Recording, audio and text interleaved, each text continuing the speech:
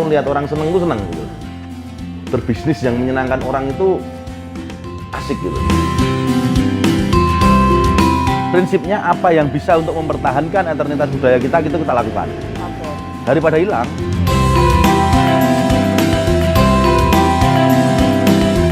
Kita ini apapun olahraga dan kebudayaan harus jadi prioritas. Jadi disitulah kita akan melihat satu jiwa yang tidak bisa digoyahkan. Kebudayaan itu adalah identitas asli negara kita. Nah, gitu. Jangan sampai ditinggalkan. Karena kebudayaan itu aslinya kita itu, wajah kita itu ya di budaya kita. Kelembagaan ini atau kita itu mendapatkan amanah sebagai anggota DPR ini adalah pengabdian.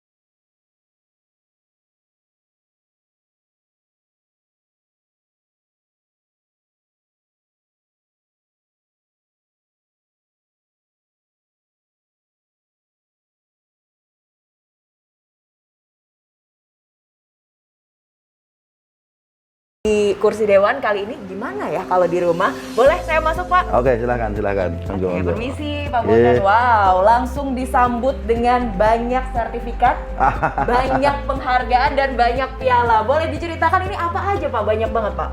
Ini kebetulan mayoritas di sini adalah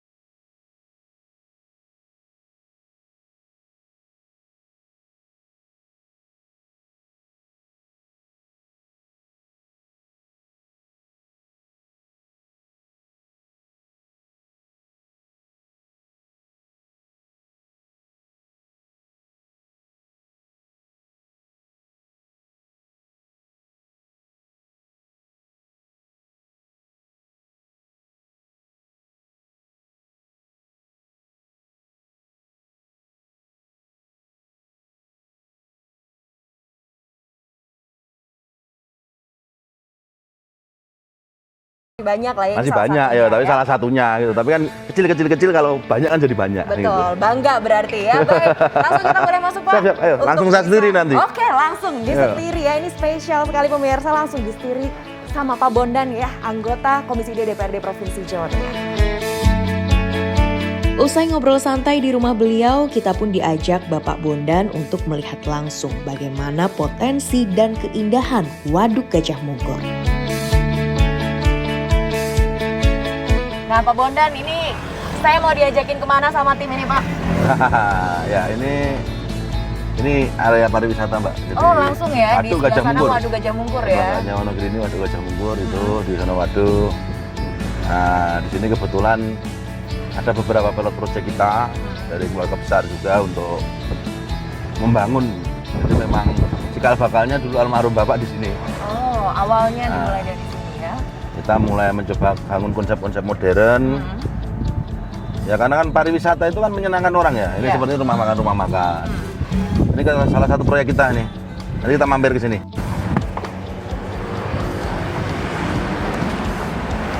Kita sudah sampai di salah satu proyek dari Pak Bondan. Ini yang nantinya akan jadi apa ini Pak? Cafe, resto? Apa ya? Ada restonya, ada kafenya, ada hotelnya. Ada hotelnya Ada juga. hotelnya juga. Kita lihat pemirsa, view-nya ini adalah langsung Waduk Gajah Mungkur dengan karamba-karamba yang ada di sana. Karamba-karamba. Ini lebih tinggi lagi, lebih tinggi cantik lagi. Ini yang atas rencananya mau dibangun apa ini Pak? Resto. Nanti ada rooftop lagi di sana buat selfie gitu. Lebih tinggi lagi. Cafe ya yang tadi Pak Bondan akan buka, dan ini adalah salah satu spot yang nanti juga akan ramai pemirsa karena view-nya lagi-lagi adalah Waduk Gajah Mungkur ya Pak Bondan ya. Betul. Jadi nanti jadi cafe yang ya harapan kita disenangi lah. Ya Pak Bondan, ini berbicara tentang pariwisata. Tadi sudah ada hotel yang pertama, ini nanti mau dibangun hotel lagi. Hotel depan juga kabarnya punya Pak Bondan juga? Ya. Itu hotel cikal bakal itu. Oh hotel cikal bakal justru ini yang pertama. Hotel Watu Gede. Watu Gede itu cikal bakal dari almarhum Bapak. Hotel pertama itu ya belum sempat kita renov atau kita rombak, tapi inilah yang sebenarnya cikal bakal kita bangun bisnis pariwisata itu di sini. Dari hotel awalnya Watu dari Gede hotel ini. ya? Akhirnya kita bisa ngembang mulai dari Jogja sampai di Pacitan itu ya awalnya dari hotel ini. Kenapa sih Pak? Apakah bisnis perhotelan, bisnis pariwisata ini cukup menjanjikan Pak Bondan? Ya semua sama aja ya, walaupun kita kemarin pasca pandemi itu ya hantaman yang luar biasa untuk pariwisata, tapi kembali lagi yang namanya bisnis itu nggak ada yang nggak menjanjikan. Semua bisnis itu pasti menjanjikan, mau bisnis apapun ya ada menjanjikan, karena tinggal keberaniannya dan kemampuan menyelesaikan masalah. Apapun bisnisnya itu menguntungkan, dan apapun bisnisnya dalam mendapatkan keuntungan itu harus bisa menyelesaikan masalahnya. Oke. Pak Bondan, dari tadi kita ngomongin Waduk Gajah Mungkur, yang khas dari Waduk Gajah Mungkur adalah karamba-karambanya ya. Di sana banyak sekali karamba, ada bisnis karamba juga Pak Bondan? Kebetulan ada. Jadi bisnis karamba ini ada kaitannya dengan pariwisata. Kaitannya apa? Karena mayoritas rumah makan kita di sini itu menyediakan ikan bakar. Sport Lovers, selamat pagi dan selamat datang di Kompas Sport Pagi. Saat Anda menganggap hidup adalah kompetisi, Juventus tampil perkasa kala memberikan jamuan kepada Udinese. saat Anda melakukan selebrasi atas prestasi, Anda tangkap berita terkini seputar dunia olahraga tanah air dan mancanegara. Tetap saksikan Kompas Sport hanya di Kompas TV, independen, terpercaya. Kompas Sport Pagi di Kompas TV, independen, terpercaya. Perbarui berita tentang ragam peristiwa khas terkini yang terjadi di seluruh Nusantara. Halo, selamat petang saudara, sudah pukul 3 sore, saatnya mengupdate informasi Anda dalam Indonesia Update tentunya.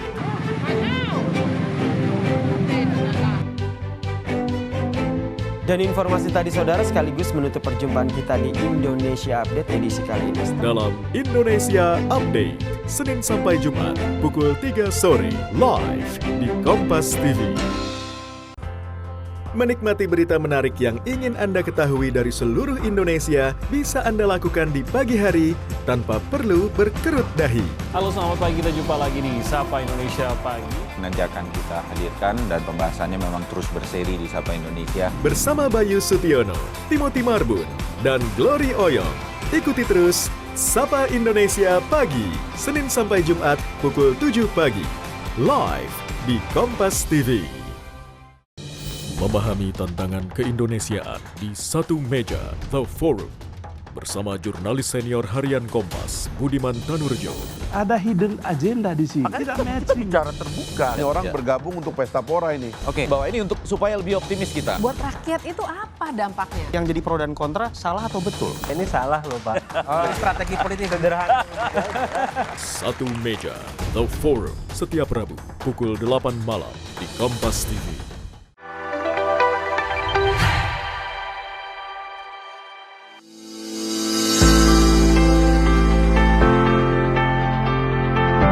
Teriknya cuaca Kabupaten Wonogiri membuat kita pun harus beristirahat sejenak untuk kembali mengumpulkan energi guys. Ya, salah satu tempat makan yang nyaman dengan rasa yang lezat ada di rumah makan Tebing Grenjengan, tak jauh dari objek wisata Gajah Mungkur. Di tempat ini kita bisa menikmati beragam menu tradisional asli Wonogiri seperti mangut jambat, nasi tiwul, nasi bancaan, hingga nasi asul-asul. Anda tak perlu khawatir karena di tempat ini semua masakan masih enteng di kantong.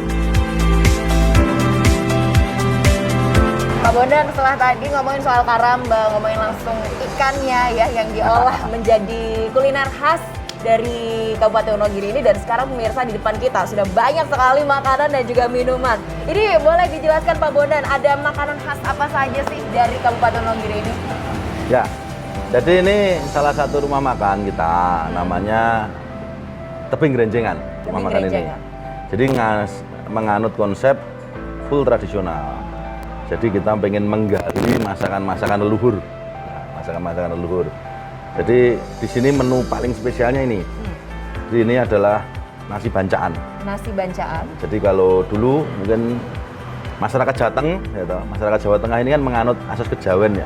Jadi dulu sering kendurian, apa ya istilahnya, kalau kita punya anak kadang kita bancai lah. Nah di sini bahasanya dibancai. Kalau umumnya seperti tasyakuran kecil-kecilan itu, lah ini ada seperti ini. Lah biasanya mereka pulang itu akan bawa kecil-kecil makanan kayak gini, dibawa pulang. Lah ini jadi tradisinya. Jadi ini semua unik sekali. Ini ada sayur lombok. Sayur lombok ini bukan dari tempenya, itu bukan dari kedelai, tapi dari petai Cina. Oh, dari petai Cina. Kalau bahasa di sini adalah melanding. Melanding, nah, ya. Tempe melanding, gereh, sambal. Nah nanti ini perlu Mbak coba ini yang hitam ini. Ini jangan dicicip dulu. Ini namanya cabuk. Ya, apa itu Pak? Cabuk itu wujudnya jelek tapi rasanya nanti ngangenin. Sejenis sambal juga? Jenis sambal, sambal cabuk, sambal cabuk. Itu kalau ikan-ikanan ini memang kita kolaborasikan dengan ya produksi asli Waduk Gajah Mungkur. Tapi yang ngasih di sini nih, ini nasi tiwul. Nasi tiwul. Nah, belum ke Wonogiri kalau belum merasakan nasi tiwul. Usai menguatkan pondasi, perjalanan kita berlanjut ke tempat kesenian barongan atau reok yang hingga saat ini masih eksis di Wonogiri.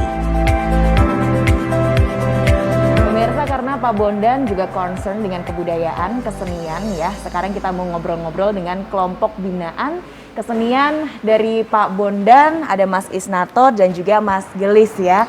Oke, Pak Bondan, ini kita ngobrol-ngobrol dengan background adalah reok ya. Tadi ya. Pak Bondan sampaikan suka banget dengan reok, seru aja gitu ya kalau tadi Pak Bondan sampaikan, sampai akhirnya bisa membina kawan-kawan ini. Mungkin boleh diceritakan juga Pak Bondan prosesnya seperti apa dari awal hingga sekarang, banyak juga prestasinya. Ya, kelompok reok ini, tempatnya Mas Isnarto ini ibaratnya itu binaan kita lama. Kita itu masih punya hubungan keluarga juga, kerabat dengan beliau dan keluarga besarnya. Dan beliau ini juga generasi muda penggiat seni reok.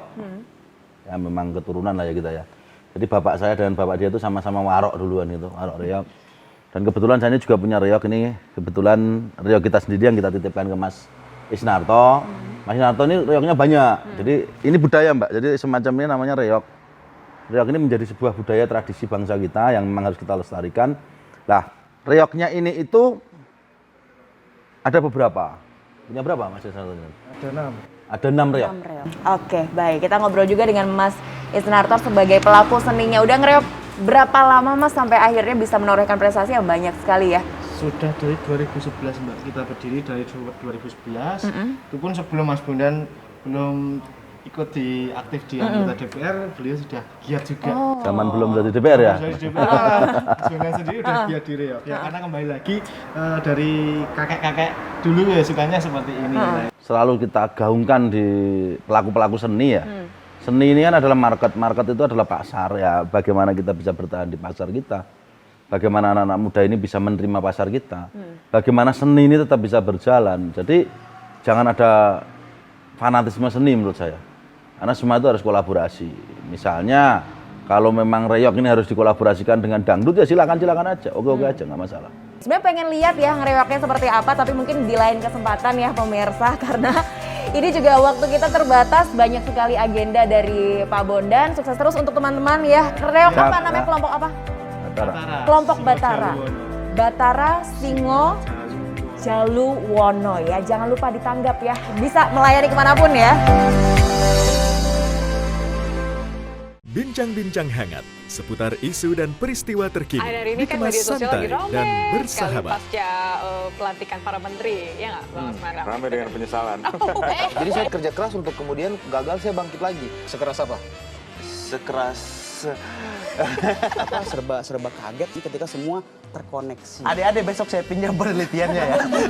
Kita bagi dua hasilnya ya. Ngopi Ngobrol Pintar setiap Selasa pukul 8 malam di Kompas TV. Menjelang terbenam matahari, semangat memperbarui informasi harus tetap mengapi. Banjir bandang dan tanah longsor yang terjadi menyebabkan kerugian lebih dari 2 miliar rupiah. Tindak kejahatan dengan menawarkan pembangunan perumahan syariah dilakukan sindikat ini sejak tahun 2015. Peran para muda di lingkaran istana tentu kita nantikan dengan penuh optimisme. Kompas Petang setiap hari pukul 4:30 petang. Live di perbarui berita tentang ragam peristiwa khas terkini yang terjadi di seluruh Nusantara. Halo, selamat petang saudara, sudah pukul 3 sore, saatnya mengupdate informasi Anda dalam Indonesia Update tentunya.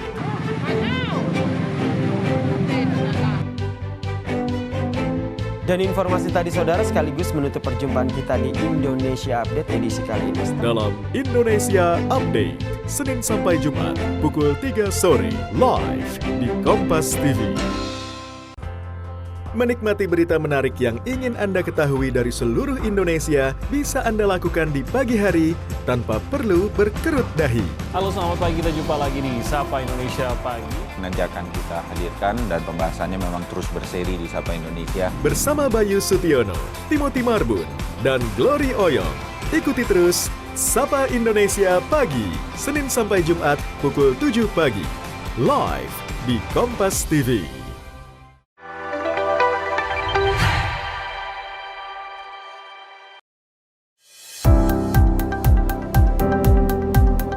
Masih di Proaktif pemirsa, dalam kegiatan Kundapil bersama Pak Bondan S. Bomo Aji, perjalanan kita berlanjut ke salah satu pusat bela diri campuran yakni MMA atau Mixed Martial Art. Salah satu olahraga yang sedang naik daun dan digandrungi para pemuda di Wonogiri ini terus berkembang dengan pendampingan dari Bapak Bondan. Pemirsa, kita masih ikuti agenda dari Pak Bondan dan hari ini agendanya adalah nontonin atlet-atlet MMA bertanding ya Bapak ya. Seru banget kalau tadi nontonin, dan pemirsa ini kalau bisa dilihat ya di depan kita di atas meja ini banyak sekali sertifikat-sertifikat, banyak sekali medali-medali dari atlet-atlet MMA. Bapak udah mendampingi atlet-atlet ini dari berapa lama sih Pak? Kalau kita di MMA ini sebenarnya relatif baru, mungkin baru sekitar 1 tahun lebih. Cuman kita ini di praktisi bela diri udah cukup lama. Jadi memang hobi kita ini bela diri, terutama di sini kita ada gurunya ini Mas Ganda. Ini salah satu praktisi bela diri kita juga.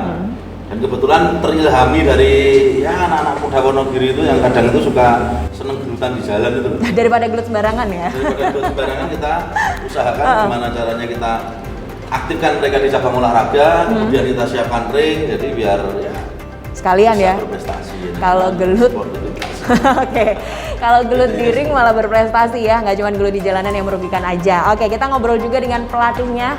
Ini ada Pak Hana.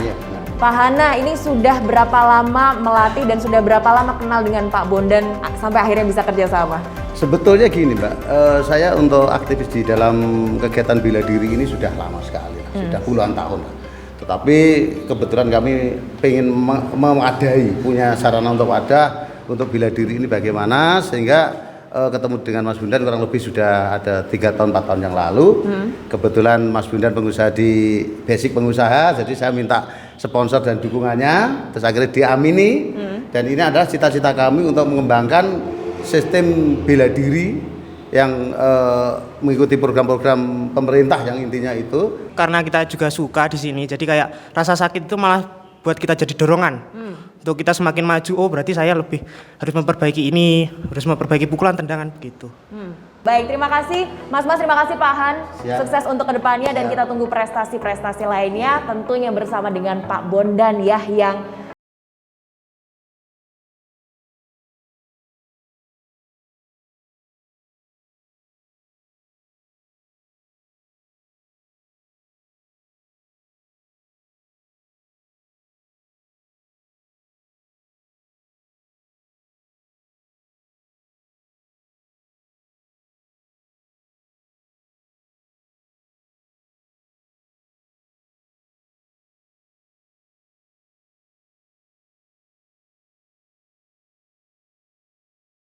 menembak.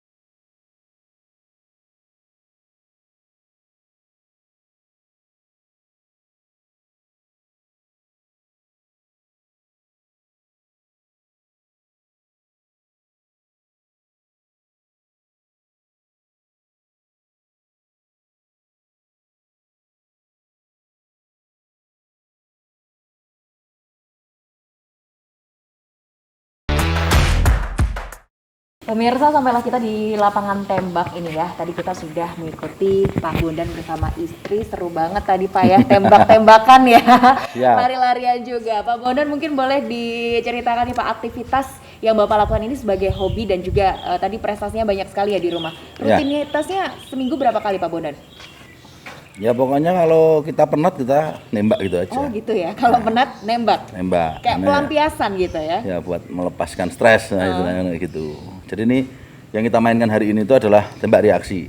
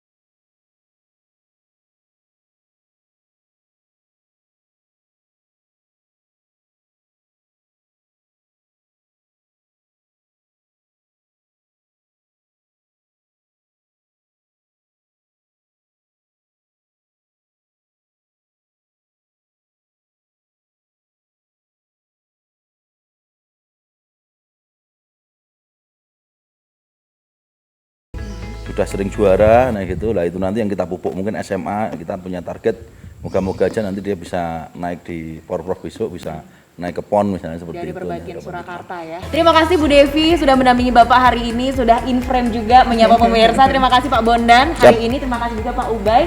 Next kita mau lihat kesenian ya Bapak ya nanti malam. Yap, siap. Ketopraan bareng pemirsa, bareng sama warga Karanganyar. Cumantono ya nanti malam. Cumantono, Karanganyar pemirsa. Dan semoga next time kita bisa melihat lagi aksi dari Pak Bondan bersama istri dan Pak Ubay untuk tembak-tembakan dalam kesempatan lainnya. Seakan tak kenal lelah, kegiatan Kundapil bersama Bapak Bondan S. Bomo Aji kembali berlanjut ke Kabupaten Karanganyar untuk menghadiri pagelaran kesenian ketoprak bersama ratusan warga.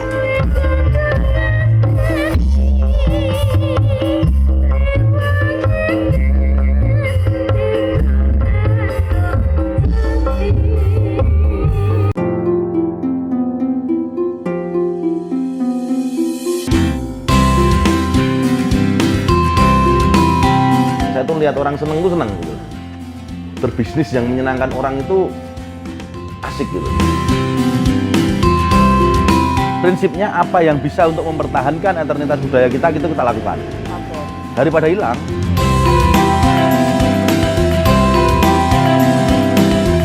Kita ini apapun olahraga dan kebudayaan ini harus jadi prioritas. Jadi disitulah kita akan melihat satu jiwa yang tidak bisa digoyahkan. Kebudayaan itu adalah identitas asli negara kita. Nah, gitu. Jangan sampai ditinggalkan. Karena kebudayaan itu aslinya kita itu, wajah kita itu jadi budaya kita.